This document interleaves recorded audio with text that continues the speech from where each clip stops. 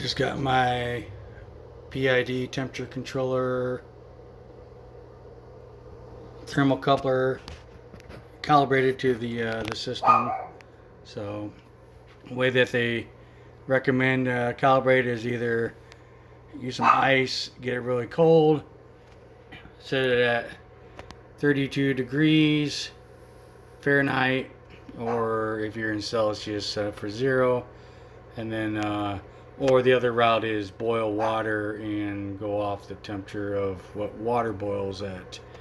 I didn't want to deal with boiling water, so I just used crushed ice, got it cold. Of course, gotta get that water shaken.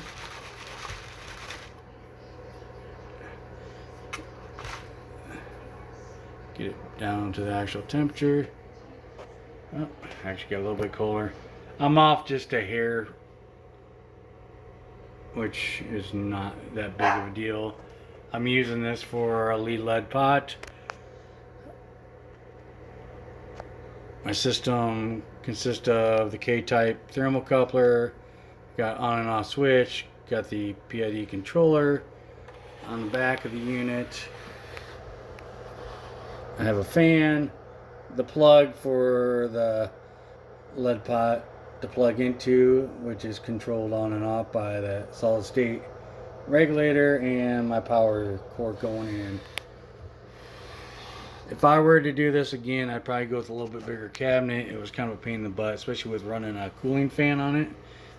It's a lot of wiring. You're gonna have to run actual wiring that can run at least house electrical 120 volt. If you're running a 120 volt system, something's going to run at least a 15 amp, so you can't run low grade wire. You got to run at least a 14 gauge for that. Just a quick video, got it up all set up on that port. There's a lot of learning. There's actually a guy that actually does a little bit more detailed on how to control the this one is actually an Inkbird.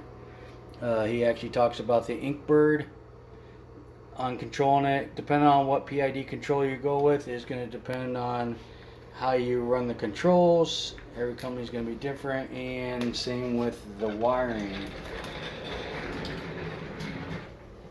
Alright, I'm just doing a quick video on it. Thanks for stopping by.